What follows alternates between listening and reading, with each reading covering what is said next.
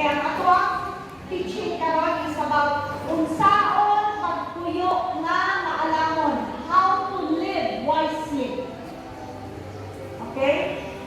Kaya sige lang tag, dili na ako gusto mo, sige lang tag anhi dili na kagawas na ito, murag ordinary lang gani, na murag obligasyon lang ako pag-anhi. Ang desire sa akong kasing-kasing na ang matag usa sa ato ang atong kinabuhi madinaogon. Amen? Thank you, Jesus. Okay, ginatutaan na siya isuon, dili lang na siya dito sa gawas, ginaseminaran. Dapat diri una sa ato ang simbahan nato madungog. Kaning mga butang na imong ani. Amen. So unsay imong tumong sa kinabuhi? Kinahanglan kung natay goal, kung natay tumong, kinahanglan makabalo sa tasa. Kasi tumong nato. Kinahanglan target. Di ba? Natay target eh. So kung natay target, dapat nasa kay tumong kasi kung goal. Okay? Kung ano ako na inyong pastor.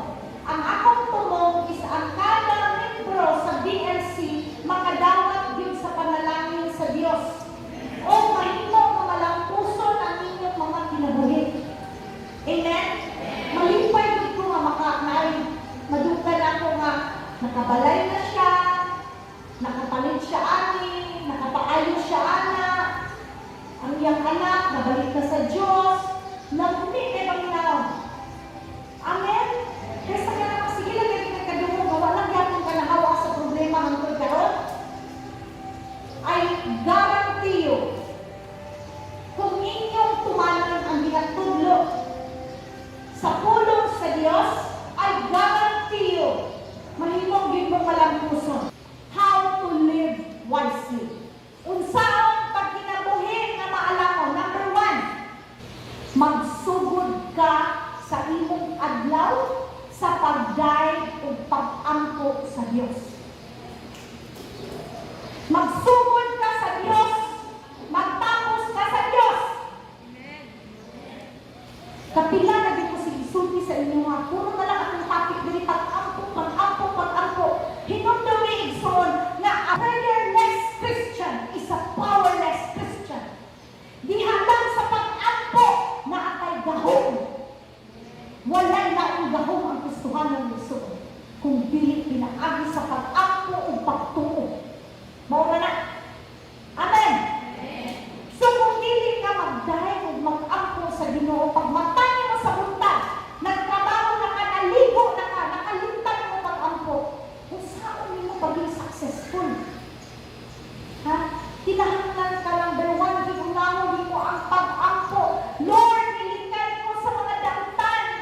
Lord, ilayo ko sa mga sakit na muhampak. Wala ka kabalo na late ka. Na naman, wala ka kasakay. Kaya ang imo na isakyan na kadunta na ay COVID.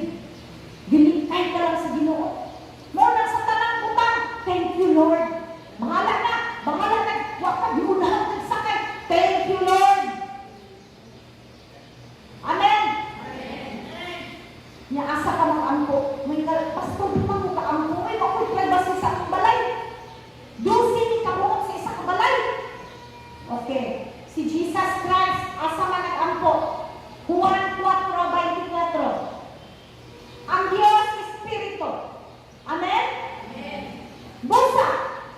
Ang pagsimba. Isbuna ko ang word. Ang pag-ampo. Ang mag-line. Kaniya. Okay? Ang magsimba kaniya.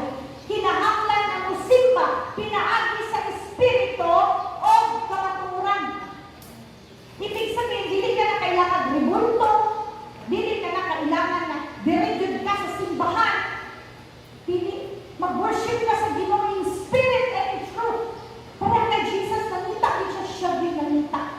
Mangita siya lugar na asa, magiging gusto niya akong amahan nga. Kaya mo na Biblia, kung ikaw mangita, imong makaplagan. Kung ikaw mangita sa tibuok, nimong kasing-kasing. You will seek me and you will find me when you seek me with all of your heart. See? So, mas asa, basta na may privacy. Ang ino sa Bible, ayaw ng mga public place na dyan ka makapo-apo, kita din ako-apo ka. Igsoon, ang gusto sa Diyos, akong kasing-kasing. Unsay inyong tumog. Okay? Nya ka sa ka mudayag sa Ginoo. Mudayag lang ka sa Ginoo ka na, ay gisubok ko sa kumuyang. Yes, Lord, thank you, Lord. Anak, unya dibulagan ko sa kumuyang. Unya na sa ka, Lord, sa pagkakalini. Hindi pa na pwede, di ba? Halimbawa, nagdaot ka, nagsakit ka, nagluyang ka. Kung nahingupos ka, nag-uul ka. Biling ka mo dahil. Igsoon, lisod mo siya itindog ba? Pinuod na. Labi na ka na. Nagbuwagan ka. Sakit ka ina. Mga sawa, mabana, mauyag, moro na. Ingon sa 1 Thessalonica 16:18. Tungod kay kamo, anaa kang Kristo Jesus. Ina Kristo Jesus.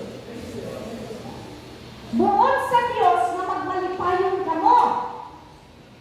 Kanunay, dili magmalipayon kamo usahay.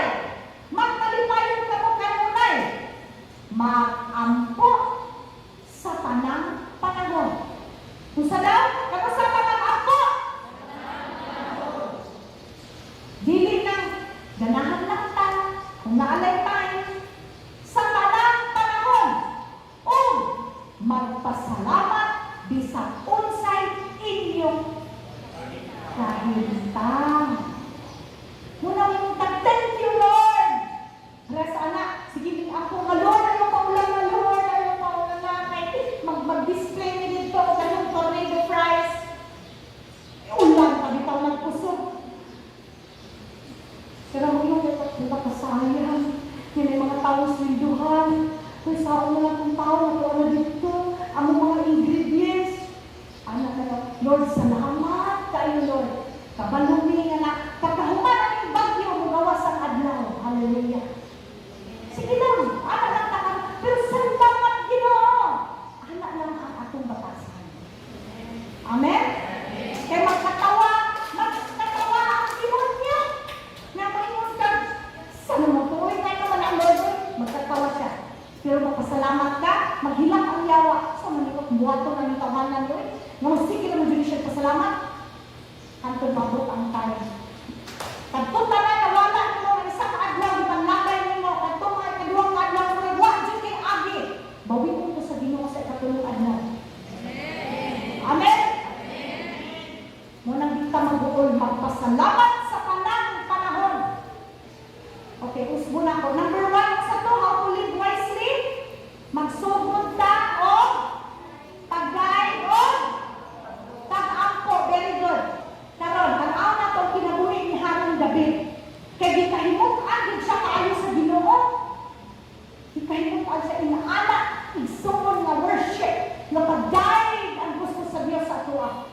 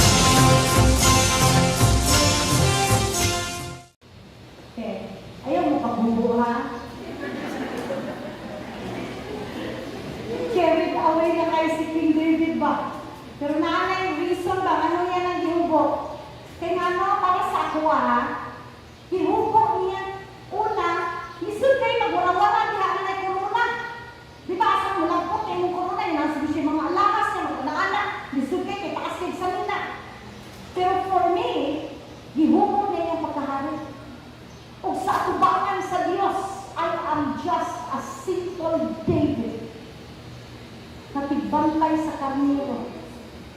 Simple lang.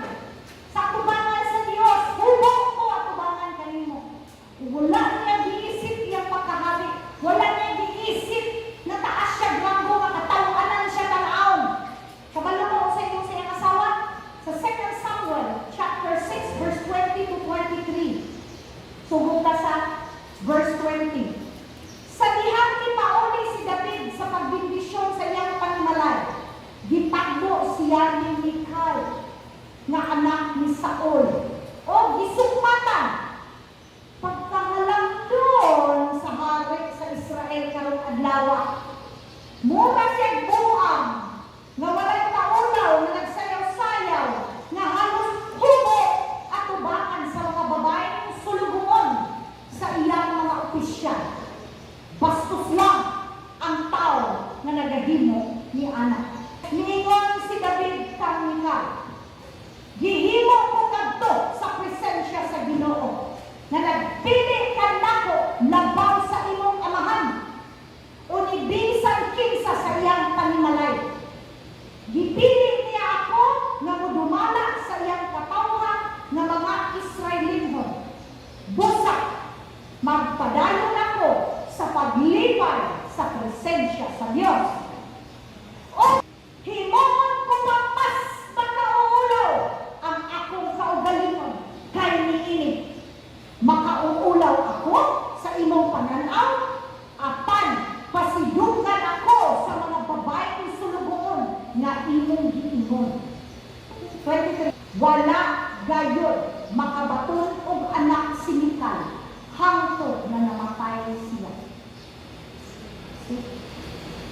Gipasidunggan sa Dios si Haring David hangtod karon.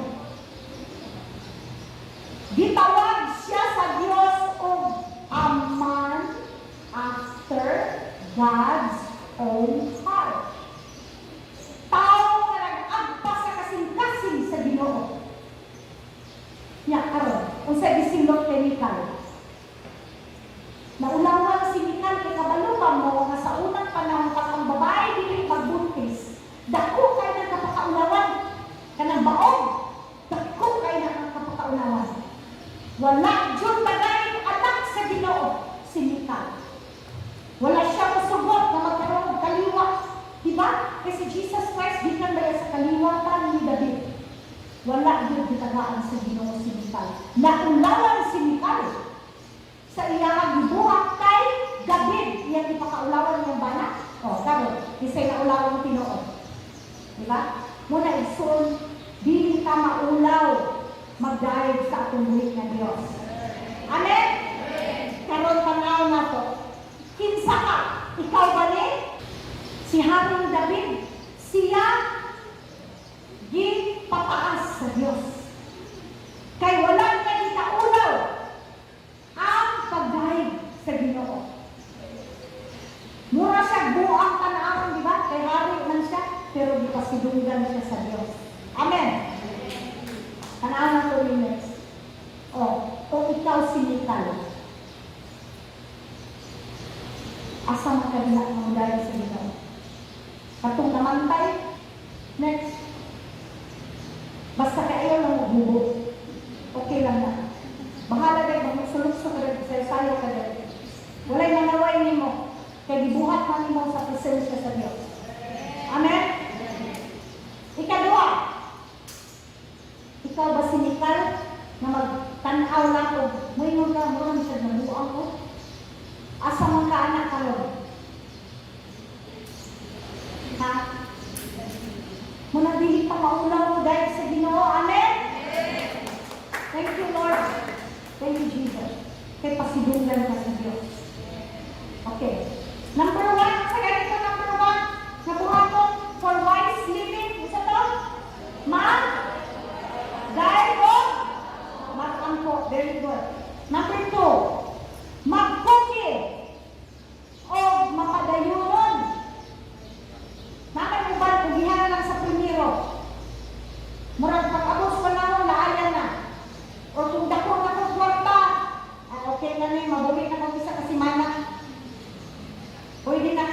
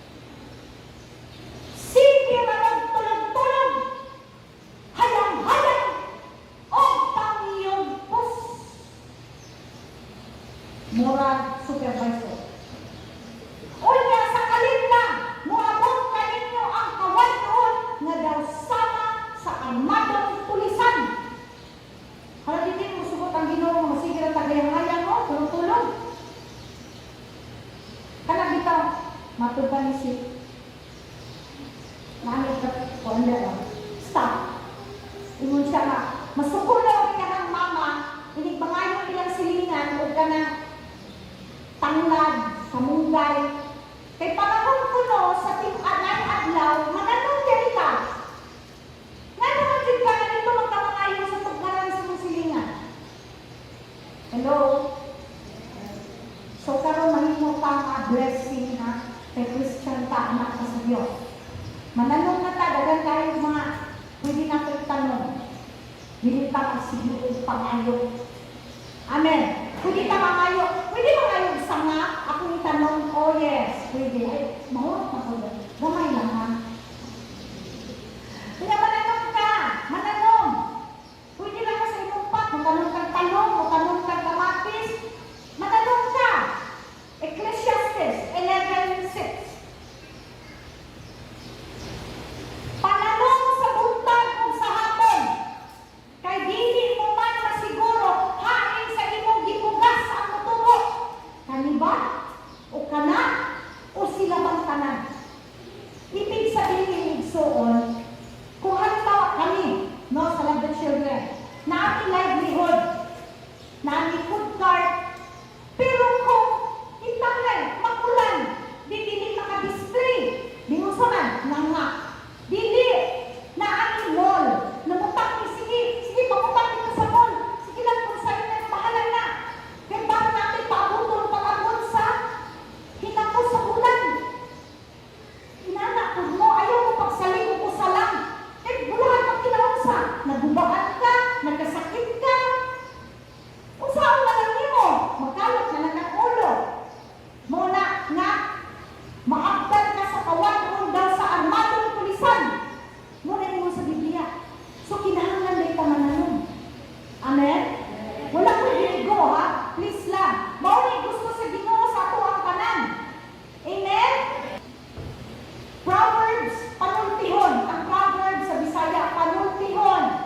24, verses 30 to 34.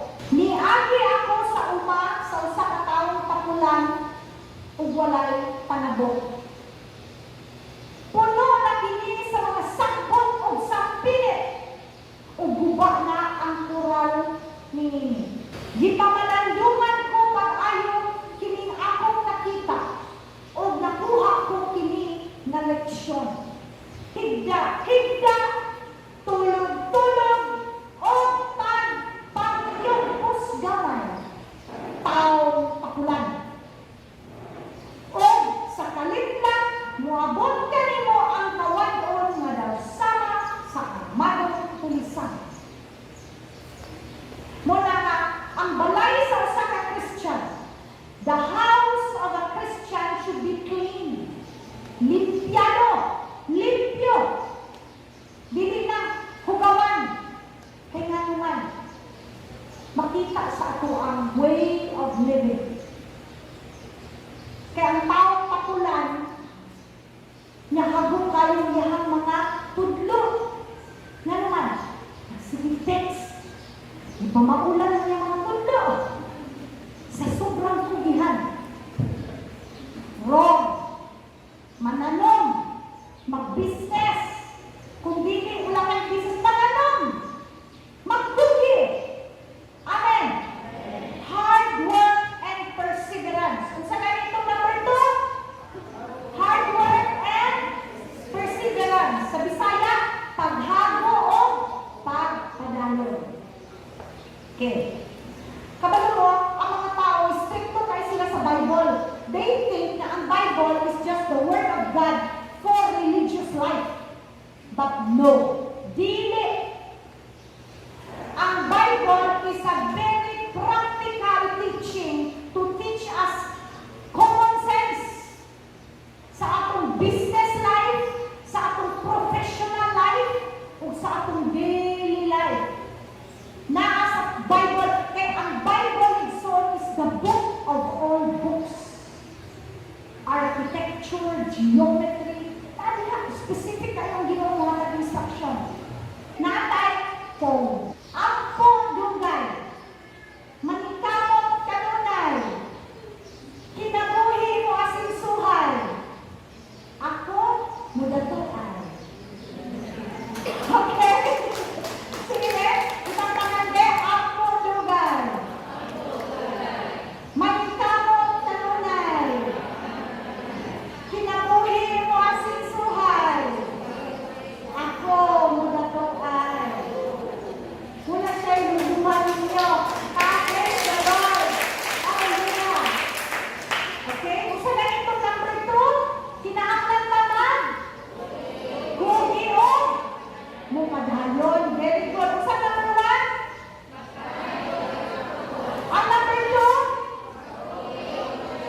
Very good. Number 3, last. Obedience to God. Useless kayo so masikog tudlo na sa inyo ha. Yaman mo rema, rema, rema ang word. Praise the Lord, rema. Igugay ko. Yapag-uli. Next time, next time. Obedience to God. Tanawa sa Salmo 128:1 and 1 to 2. Obedience to the will of God. In Bisaya, bulahan kadtong nagtahod sa Ginoo ug nagkinabuhi sumala sa iyang kaugon. Makakaon kamo sa inyong ginabuan. Wow! Magmalipayon o magmangsuwagon kamo. Igsuon mo ni mga yabi akong ginakatak sa inyo. These are the keys that I am giving to you to live a successful life. Obedience to God. Amen. Sa Malangay 3, 7 to 12, every Sunday, madungog na ninyo dahil tanawa o si pulong sa Diyos. Obedience to God, kaya iyan ang command. Iyan ang sugod soon. Ingon na 7. Sukat pa sa panahon sa inyong mga katigulangan, wala kamo magsunod o magtuman sa akong tulunganan. Karon balik kamo kanako, ang Ginoo nga makagagahon, o ako mubalik kaninyo.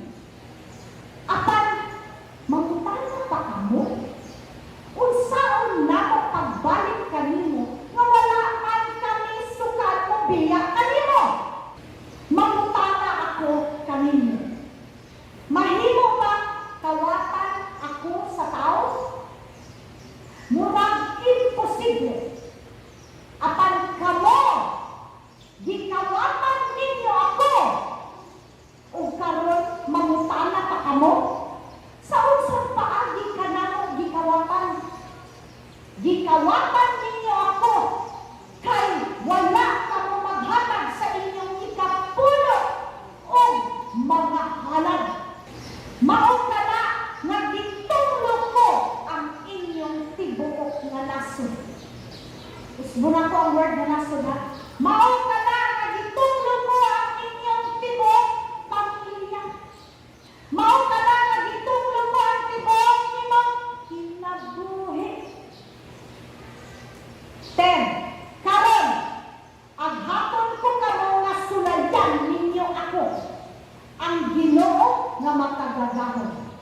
Dan-an ninyo ang tibuok ninyong ikapulo sa bodega sa templo, aron may pagkaon diha sa akong templo.